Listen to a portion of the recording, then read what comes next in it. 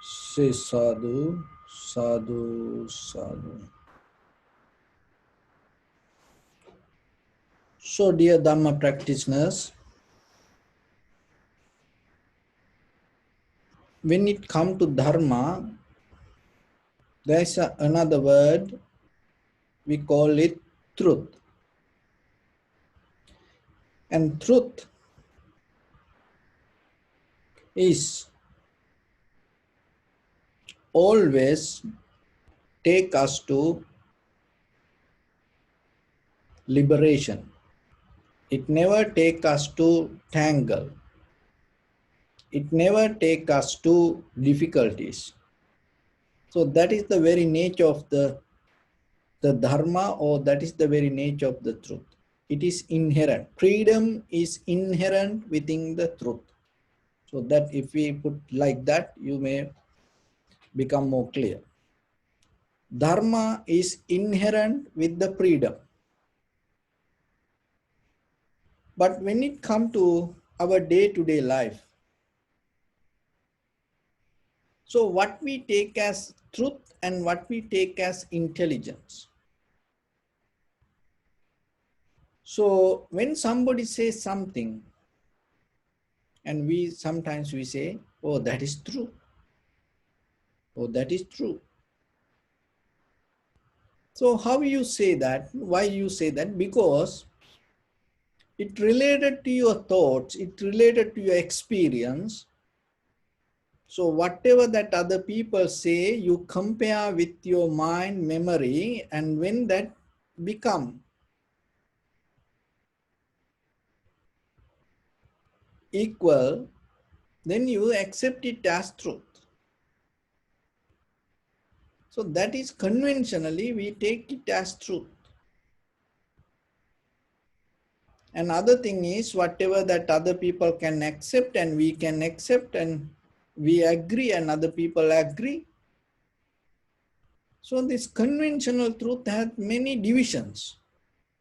Even in the then according to the situations and according to arguments, documents, words, language, culture, that conventional truth can become more different, many divisions. But when it comes to the dharma, that we all can see only one truth. So we trying to get into that truth. And that truth is not limited to time. And that's why it's called akalika. It's not time bound. It's not limited to time. In the past, in the future, in the present, anytime, anywhere, anyone can access to this. So how we can, even though we are in conventional life, how we can get an idea regarding, because even in that when it comes to ideas, it is not comparison to our past, remember that. Just we can have an idea regarding this truth and how we can become very clear with it to go to vipassana level. And in the vipassana level, what you experience as truth and how it become your acceptable truth in day-to-day life. Not because it is in the book or it is in your head. That doesn't mean that the society going to accept it. But when it comes to vipassana truth, that always it should acceptable to the conventional life. Maybe the conventional things not going to accept to the acceptable for the vipassana, but vipassana things should be acceptable for the conventional. So when it comes to that, we have to be very clear that what is happening within us. So let's start with our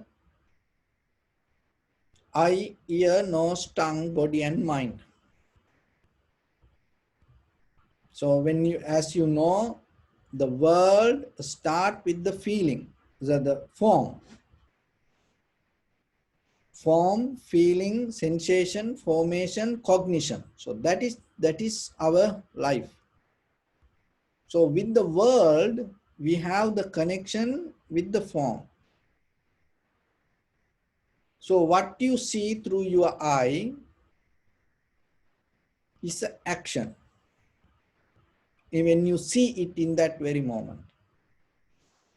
When you hear something with your ear, it is an action in that very moment happening. When the nose get the aroma, in that very moment, when you feel the smell, in that very moment, it is action. And with the taste, whatever feel to your tongue, in that very moment, it is an action happening. And for your body, sensation, the feelings is action. For your mind, thoughts is action. So then this is what? Just imagine you see this as a tree. When you see this as a tree, so in that very moment, that seeing, the moment it is now with your eye and the object or the tree, in between this should have a clear perception. So that is what seeing.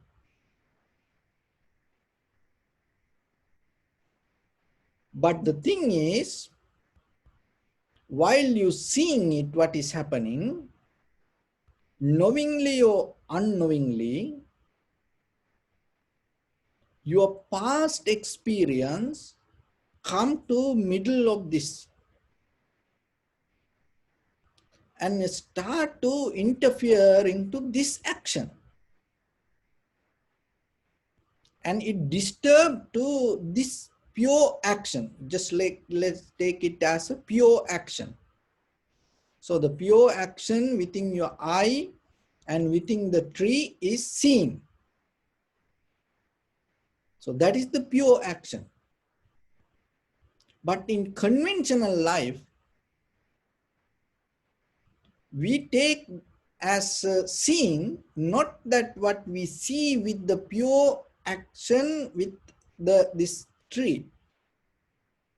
So whatever the interference happen in the middle of this seeing and the idea, so whatever we knows, and we take that interference as the action.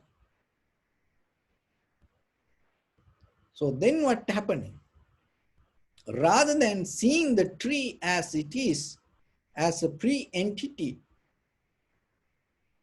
and you use this tree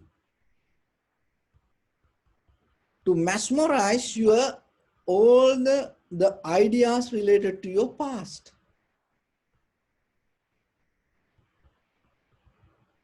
So that's why if you see 1 hour this eye, this tree, and keep looking. Listen this very carefully. If you can catch it, then you will see how it works. So if you see this 1 hour with the thinking pattern, now interfering, your mind, your thoughts come to the middle and think, always think. And then within 1 hour you get tired, your mind get tired. Why? Because you disconnect from the pure action. You start to do something else. The interference make you disturb. So then anymore, after 1 hour, you get tired. You cannot do it anymore. So look, that the same example, now take it to your ear. So you keep hearing. If it is become a pure action, what should it be? Just you have to connect with the sound. But what is happening, your thoughts, whatever your experience, come to the middle and interfere to that words. So maybe when somebody talk, you may hear only first few words, that's it. Even maybe that person talking 1 hour, you may hear only 1 word, 2 words. After that, all that 1 hour you hearing your own mind. So as example, just imagine there is a liar. So everyone say he's a liar, liar. So according to your past experience, you recognize he's a liar. And you met that person somewhere, and suddenly that he start to talk. So that the sound trigger ignite the memory related to him. Oh, he's a liar. So from that point, whatever he say, even it is the truth, it's maybe going to become maybe more important thing for you. But the mostly, if you caught up with the word that the past experience called the liar, you may not going to hear that what the person telling. So then apply it to all the 6 senses. With your nose, the same. When the smell arises, the mostly our past experience interfering. Taste is past experience interfering. That's why people cannot eat without talking or commenting about it, comparing it. They cannot do that. And the feeling, physical feelings, and some bodily feelings. And when it comes to the physical feelings, that the people to people, and the whatever the comfort that you get out of material, or the ideas, thoughts, it's all the same. So now, if you able to see the tree as tree, that's mean if you able to get the pure action as it is, in that very moment that you experiencing the truth, that's mean this tree. So that is related to the conventional truth, that you recognizing these three exists, and then now you see it. So then that experience, that pure action,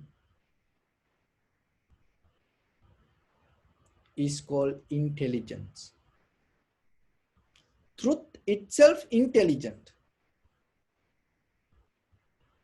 So if you able to have the pure action with the tree by seeing, as mean if you able to see the tree exactly as it is without depending from your past experience, you don't need any books, or you don't need any reference to understand about this truth, this tree, because that pure consciousness is itself intelligence. That's why the Dharma or the truth itself intelligence. So you don't need any reference to validate that truth. But in day-to-day life, what is happening? Very rare. It is very, very rare that we gain that kind of intelligence. Because we have a habit to depend on ideas, concept, believing. So in the meditation, what we does? So the meditation try to bring that your authentic, original, organic method of being intelligence. What is that? You come to with your eye, ear, nose, tongue, body, mind.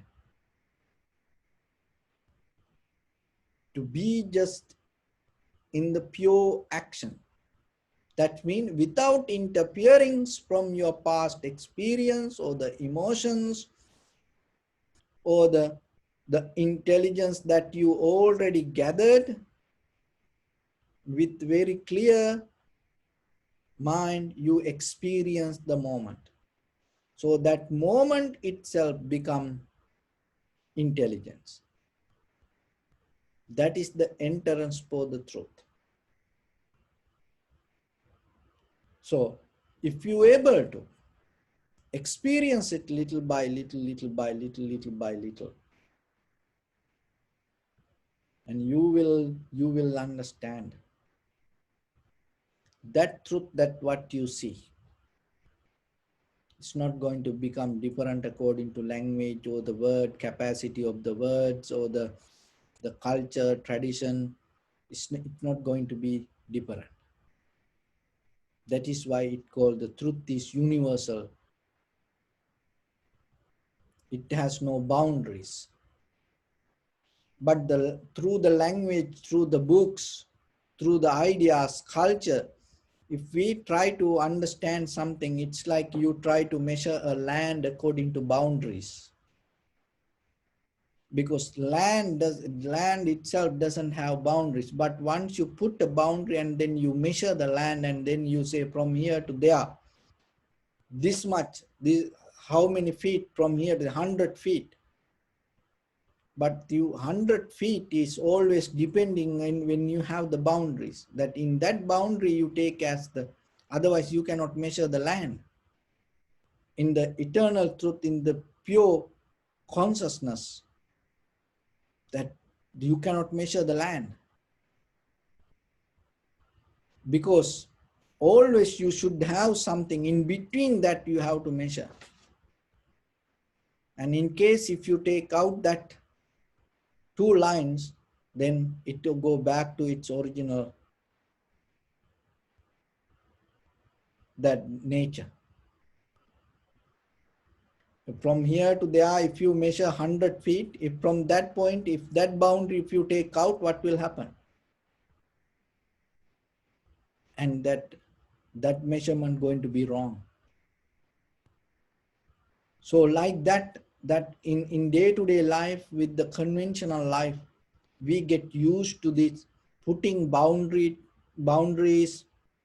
and lines, ideas, and we measure this everything. In that measurement, we develop the world thinking like that. So then let's go back to the practice and how through practice we can get out of this. So as example, inhalation, exhalation. So that's the way that we recognize the world. That's mean name and form. You need name and form. Another thing is the entire continuation of the inhalation, exhalation. Another thing is you see in conventional life, everything continuation. And the third one is long inhalation, short inhalation, heavy, soft. So the dualistic mind. So name and form, continuation, comparison, or the dualistic mind. Those are the qualities of the conventional. So then in the vipassana, how you attain to enlightenment. In that moment, your mind you develop to observe deeply. That means when the inhalation, exhalation happen, it is a pure action. It's a pure bodily action. So that pure, clear, clean bodily action without interfering with your past experience, you observe it as it is. So then you're not going to add that conventional qualities. What are those? Name and form, inhalation, exhalation. So inhalation is a name, but in that name there is a form. What is the form? Going upward. Exhalation name, and there is a form that the What is the form? That giving the idea, going outward. So like that, everything in the world, we have these names and forms. So in the Vipassana, you take you observe is still the inhalation, exhalation, but you take out the name and form. And then continuation from beginning, the middle, end, entire continuation. So that is the very nature of this. That is why, oh, I met him yesterday, and this person like that, that person like that. So I did it 10 years ago. I used to play this 10 years ago. At that time, I was a good player, like that. Even people, when they get old, they're reminding their previous past, and then their teenager lifetime, and they believing, and this the same, the person is the same, and they believing it, and then what happening, that will help them to continue it to the next life. So somehow this continuation, it is in our mind, because you don't see in the clear action. You always see things with the interference with your past. You come, bring the past, adding, bring the past, adding. That's how the continuation happens. So another one is the dualistic mind, here and that. So long, short, heavy, soft, warm, cold, so like that. And good, bad, nice, beautiful, ugly. So we conventionally, we used to think like that way. But look, in Vipassana, we take out that all three. What will happen to your mind? Not about the world, forget about the world. You just observe your breathing. Just try to intellectually catch this. And when you have time, because we cannot go for a long conversation here, but yourself, when you practice, when you have time, 5 minutes, 10 minutes, so just try this way. So you observe the inhalation, exhalation, get out of the name and form, and get out of the continuation, that the mindset, and get out of the dualistic mind or the comparison, and observe your inhalation, exhalation. If you are able to get one moment of that experience, you will touch the liberation. So try it. So with that, I bless upon everyone with this good practice. May all of you be well, happy and peaceful. May no harm come to you. May no difficulties come to you. May no problems come to you. May you also have the patience, courage, understanding, and determination to meet and overcome inevitable difficulties in your life. So during this time period, may everyone stay healthy and safe. And finally, may all of you attain supreme bliss of liberation, or the Nibbana. Sabbityo vajjantu sabbarogo vinassatu mate bhavattantarayo sukhi digayuko bhava. Ittavata cammihi sampadam punya sampadam sabbe devanumodantu sabba sampatti siddhya. Sabbe bhuta anumodantu sabba sampatti siddhya. Sabbe satta anumodantu sabba sampatti siddhya. Idam me punya kammang asavakkaya vahang hotu. Sabba dukkha pamuncatu. Bless you.